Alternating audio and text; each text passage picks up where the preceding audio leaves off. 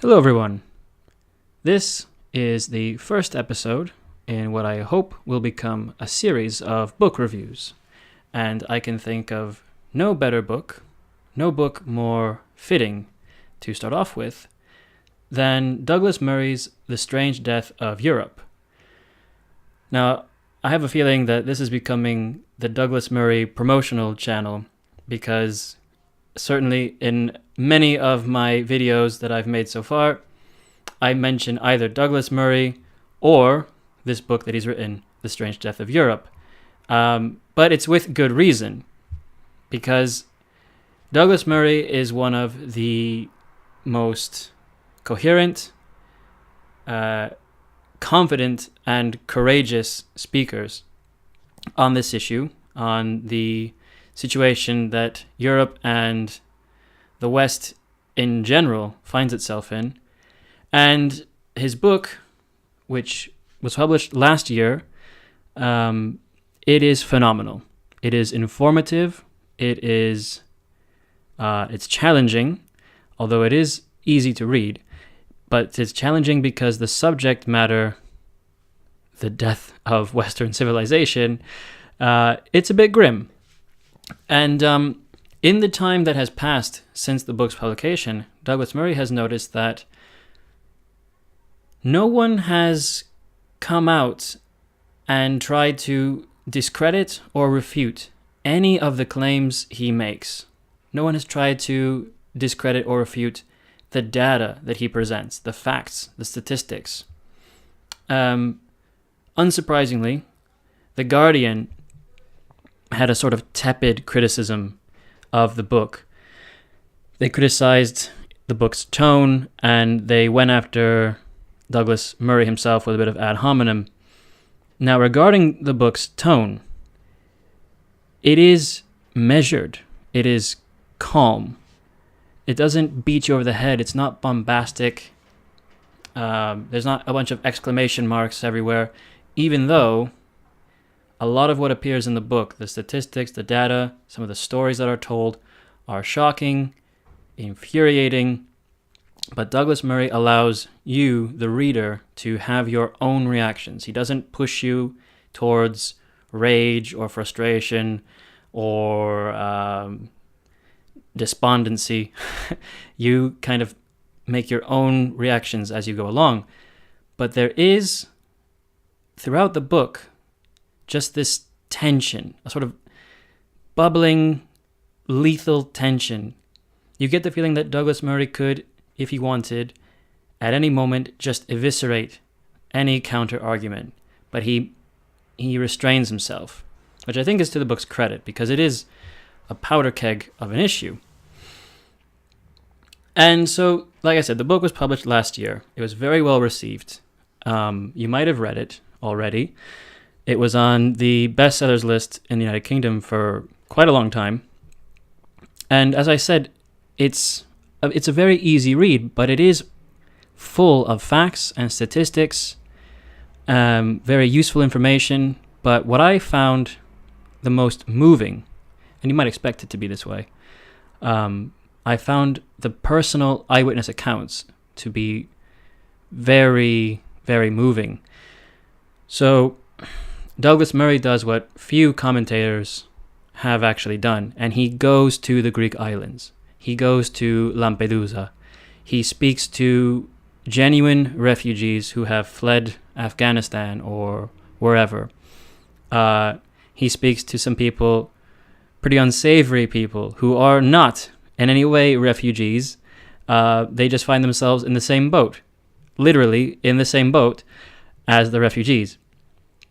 He goes to Germany, and he speaks to the politicians who, in many ways, are responsible for this mess that Europe finds itself in.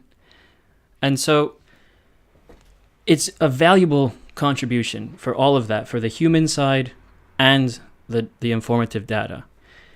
And I'm just going to highlight 3 chapters that stood out for me. And so the book begins with 2 chapters that basically set the stage and provide a bit of history, which is useful because it is important to understand that this is not anything new. The so-called migration crisis is not really that new. What's new is the escalation of numbers, or the intensity, or the displeasure as a result. But the migration into Europe of foreign peoples has been taking place for decades. And all we are seeing now is the effect, the result of what happens when you invite or bring in millions of people of foreign cultures, of foreign races, of foreign religions. And now we are dealing with that. This is the consequences.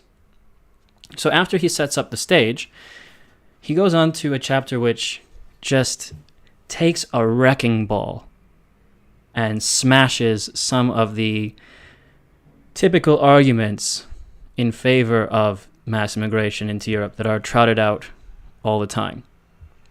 Many of these arguments, I'm sure you've come across yourself, and I'm sure you could take apart yourself if you haven't done so already, because once you think about them for about a minute, you can see that they're full of holes. One example being, we need all of this immigration in Europe because of the diversity that it brings. Like I said, if you have half a brain and you think about that for about half a minute, you can already start to see problems with its reasoning. But what I really appreciated was that Douglas Murray also dismantles some of the economic arguments. Now, to be perfectly honest, I don't actually care that much about the economics. I'm more concerned with the preservation of and the thriving of the European peoples and our culture. But in my personal experience, I've come across others who are quite indifferent to the demise of the European peoples.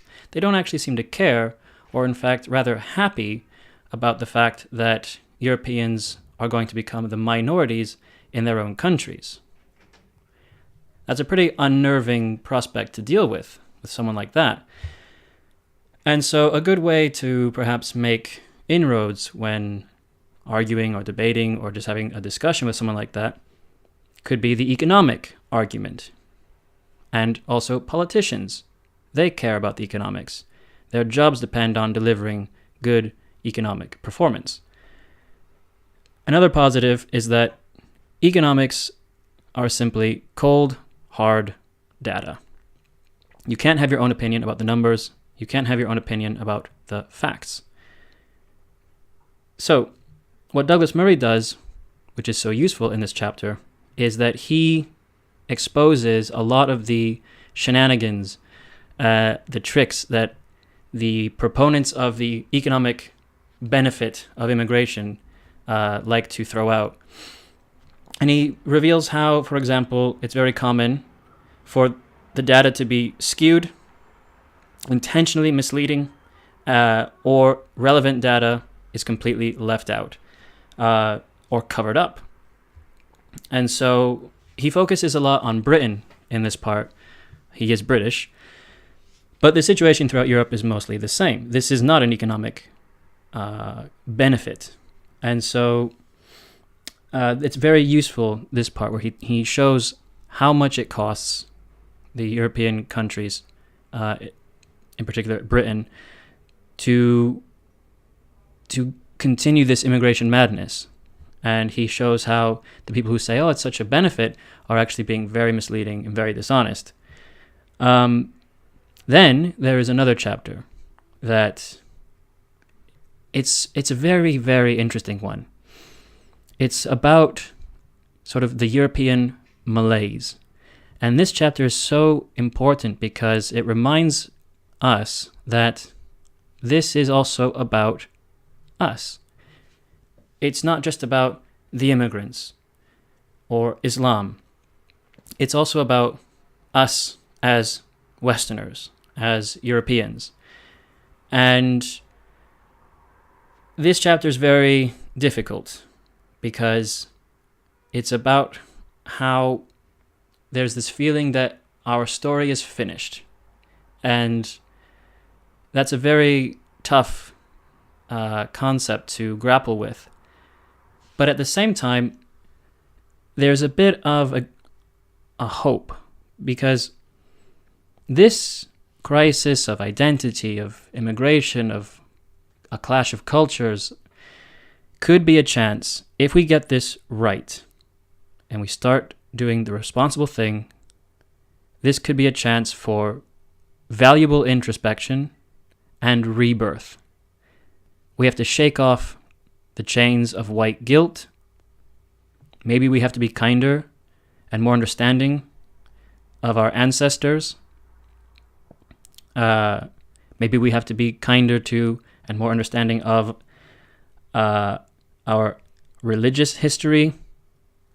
And we should be inspired by the civilization that our ancestors built. We should do our part to uphold it and continue it.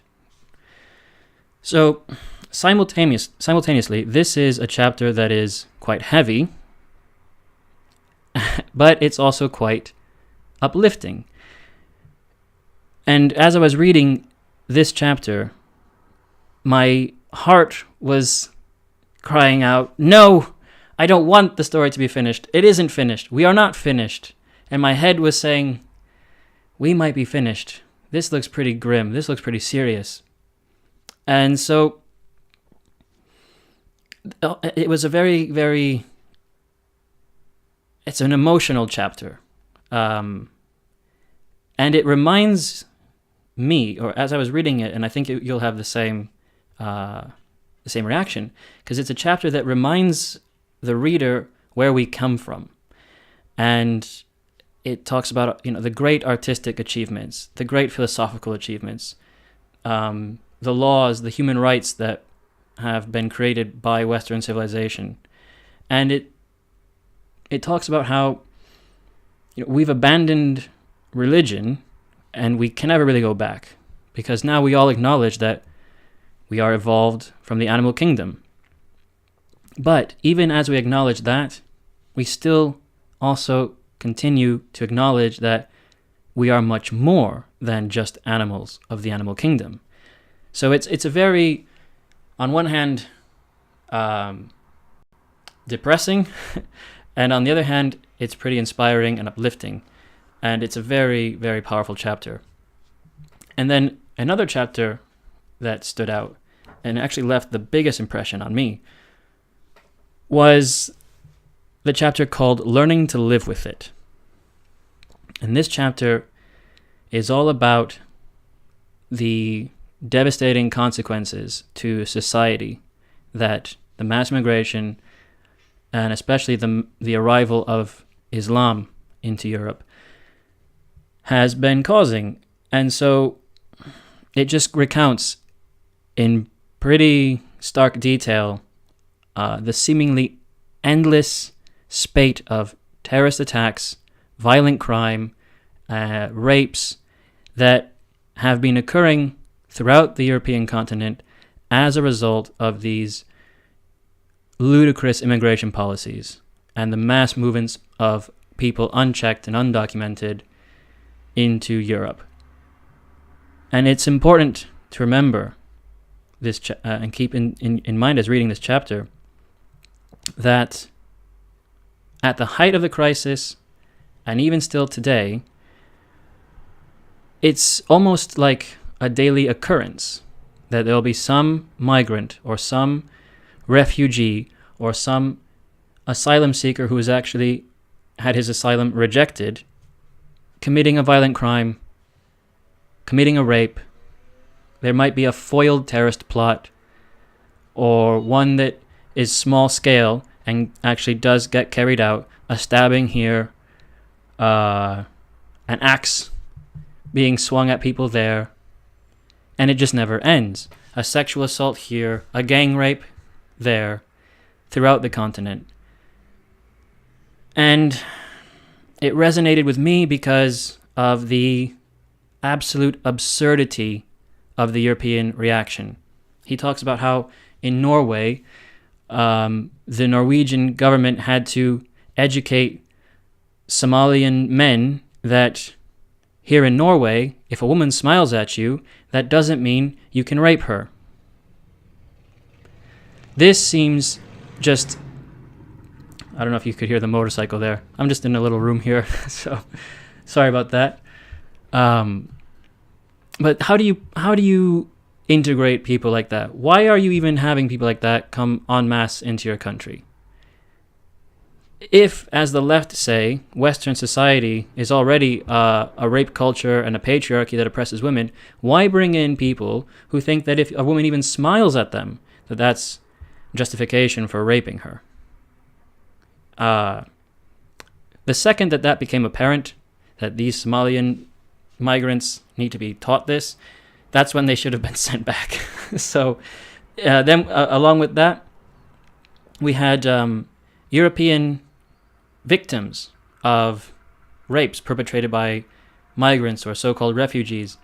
At first, they said that the attack was committed by other fellow Europeans, a German woman blaming German men, and then, as the investigation takes place, she has to admit, no, it was actually a group of North African migrants.